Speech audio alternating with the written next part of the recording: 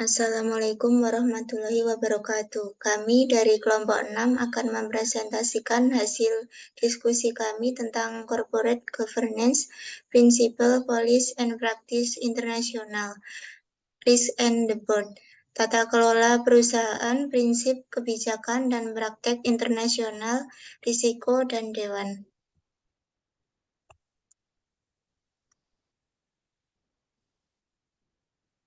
Anggota dari kelompok kami yang pertama Aulia Siva Nurul Hidayah dengan NIM 20220005.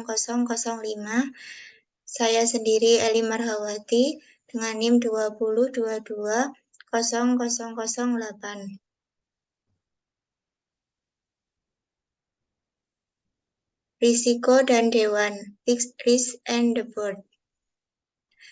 Yang kami pertimbangkan kerangka kerja terintegrasi COSO Amerika Serikat untuk manajemen risiko perusahaan atau IRM.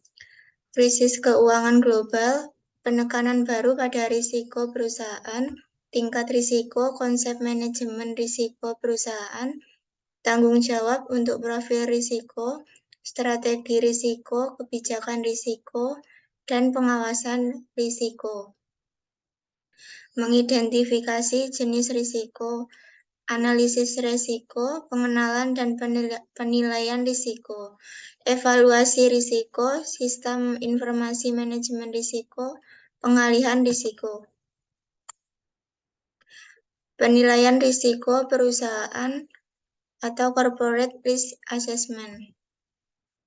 Survei IRM Global Ion 2010, ketidakpastian dari ekonomi global meningkat. Kesadaran akan perlunya mengelola risiko tidak pernah ada lebih tinggi. Keunggulan IRM tingkat lanjut meliputi pentingnya yang pertama, komitmen tingkat dewan terhadap IRM sebagai kerangka kerja kritis untuk pengambilan keputusan yang berhasil dan untuk mendorong nilai.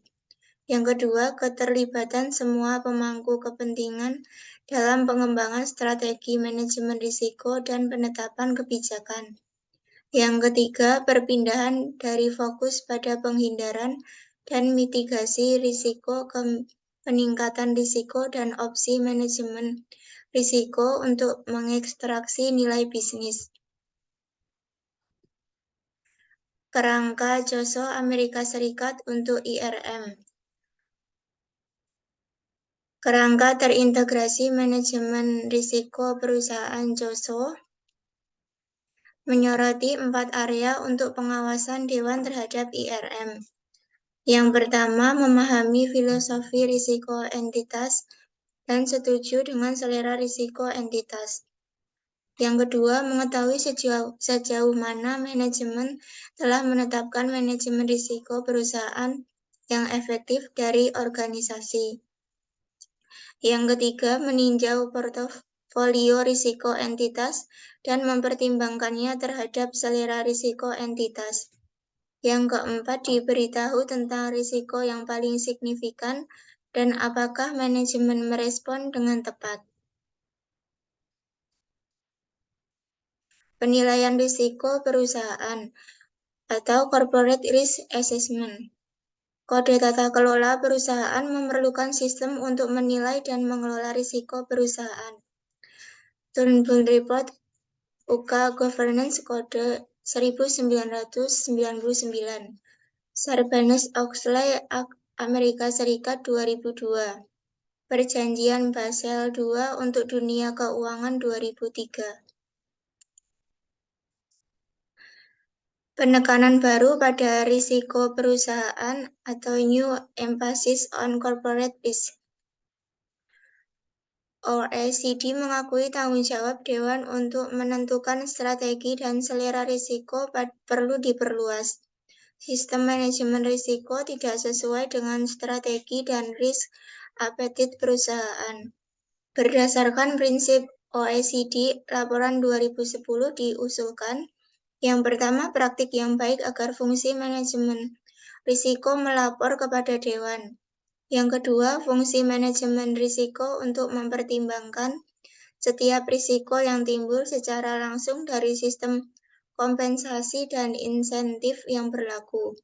Yang ketiga, efektivitas penilaian risiko dan proses manajemen untuk dipantau dan hasilnya diungkapkan.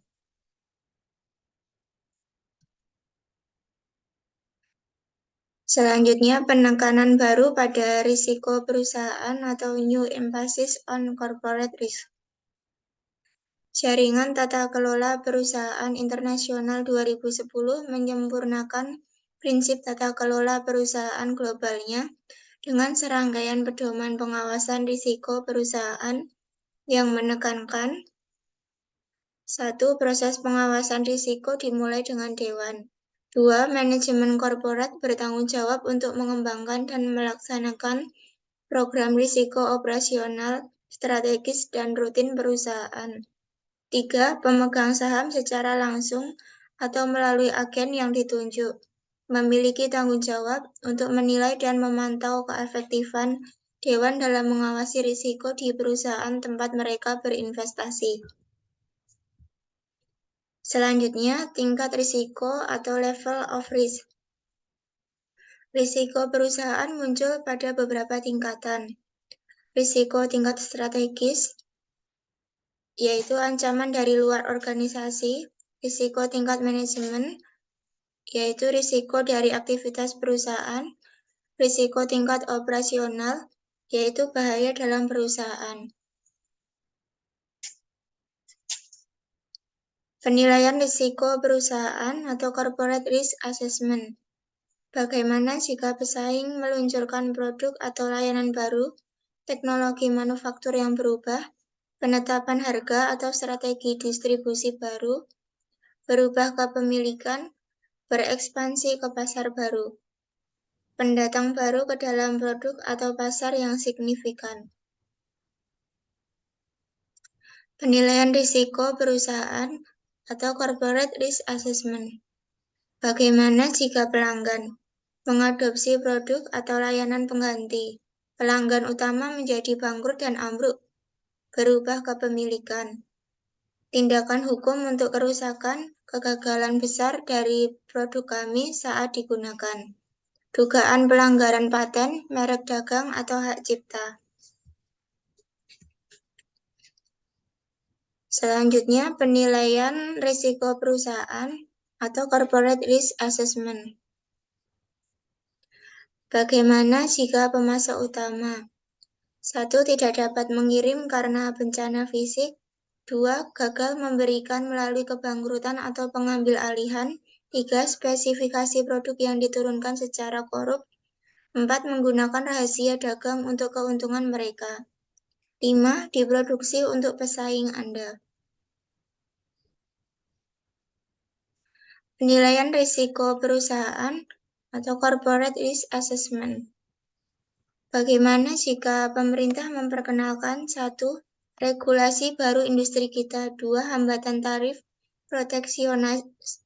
proteksionisme, kontrol perbatasan, 3. Undang-undang pembatasan lingkungan atau bahaya yang baru, 4. Monopoli antitrust atau pertanyaan harga, 5. Pemotongan biaya oleh pemerintah, 6. Ancaman politik di luar negeri.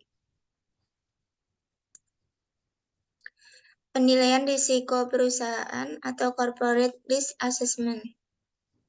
Bagaimana jika di bidang teknologi informasi? 1. Kegagalan sistem TI secara keseluruhan. 2. Meretas sistem kami untuk penipuan, mata-mata atau kejahatan. 3. Hilangnya e-link dengan pelanggan, pemasok atau pemegang saham. 4. Efek terorisme, aktivitas kriminal, aktivitas politik. Penilaian risiko perusahaan atau corporate risk assessment. Bagaimana jika di bidang keuangan? Mata uang atau suku bunga bergeser secara dramatis, yaitu pasak mata uang menjadi keranjang, paparan hutang di luar neraca, predator membuat pendekatan bermusuhan, perusahaan terdaftar atau ekuitas swasta, sumber keuangan ingat hutang, harga saham runtuh setelah pengungkapan media, kehilangan reputasi setelah kasus hukum yang merugikan. kesalahan dalam perdagangan tidak disengaja atau disengaja. Selanjutnya akan dibantu dengan Mbak Aulia. Baik, selanjutnya yaitu strategi risiko pembuatan profil, kebijakan, dan pengawasan.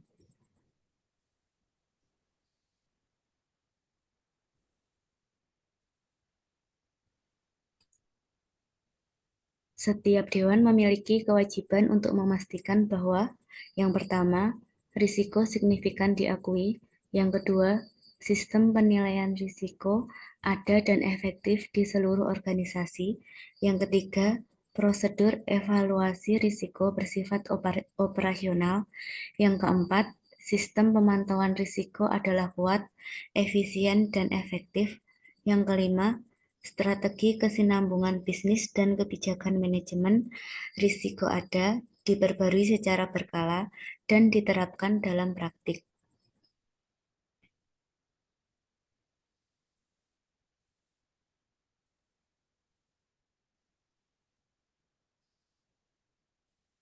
Strategi risiko pembuatan profil, kebijakan, dan pengawasan.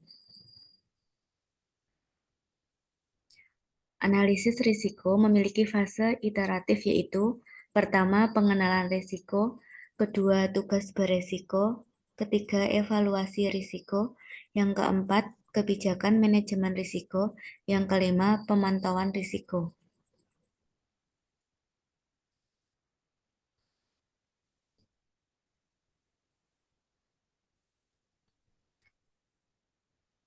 Sebuah program penilaian risiko memungkinkan perusahaan untuk pertama, kenali risiko, kedua, mengembangkan kebijakan manajemen risiko yang tepat, ketiga, dukung aktivitas bisnis yang sedang berlangsung dengan membuat staf mengenali risiko dan dengan menghindarinya, keempat, memungkinkan direktur untuk menghargai sifat dan tingkat profit risiko dan membuat penilaian yang tepat.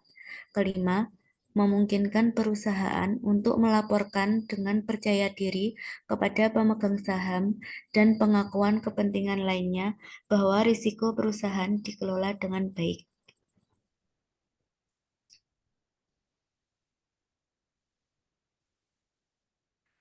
Pengenalan dan penilaian risiko. Sejumlah alat tersedia untuk melakukan penilaian risiko. Pertama, pendekatan tabular sederhana, mengidentifikasi pusat analisis risiko dan membuat daftar risiko dan efek. Kedua, A-matriks dengan estimasi biaya dan estimasi probabilitas numerik.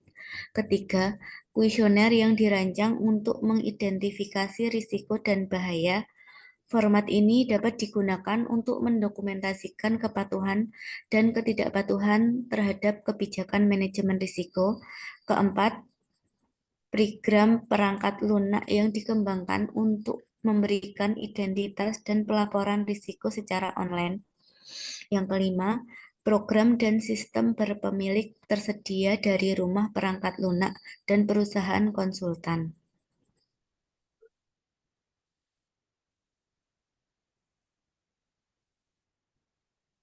Faktor penentu keberhasilan. Pertama, sponsor dan pengawas di tingkat dewa. Kedua, komitmen manajemen puncak.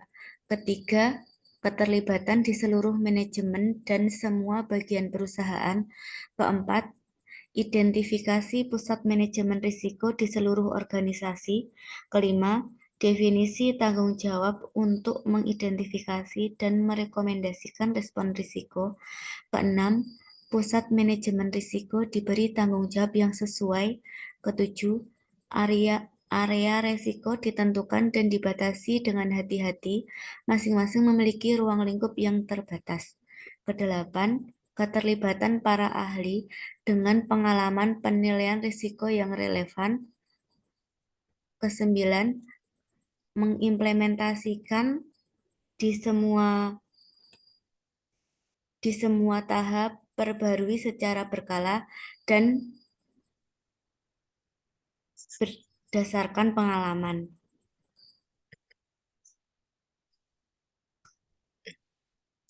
Komite Manajemen Risiko.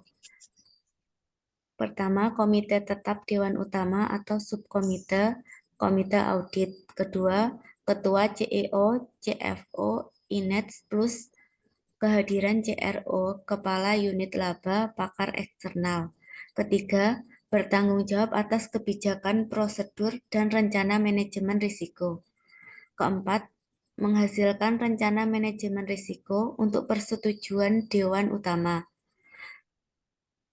Kelima, bertemu 3 atau 4 kali setahun atau saat menghargai risiko luar biasa. Keenam, terkait dengan audit internal dan eksternal.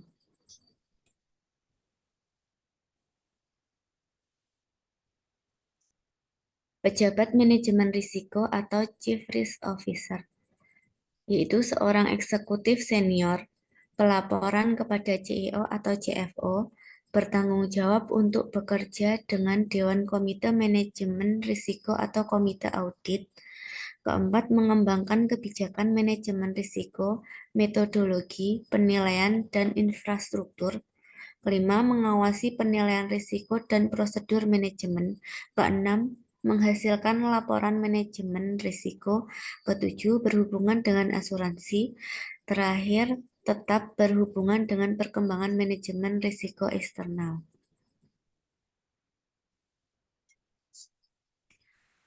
Sistem informasi manajemen risiko perusahaan penting untuk mencatat faktor risiko yaitu sifat risiko, kemungkinan efek kejadian, kemungkinan terjadinya, keputusan CRO, Komite Manajemen Risiko, Komite Audit, dan Dewan, pengalaman dari waktu ke waktu.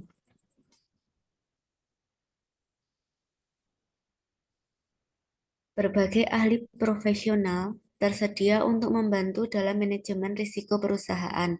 Pertama, auditor itu bukan ahli dalam risiko, tetapi dalam penilaian sistem pengendalian. Kedua, konsultan. Beberapa berspesialisasi dalam bidang ini. Ketiga, pialang dan perusahaan asuransi. Manfaat tolak ukur oleh industri, negara, dan perusahaan.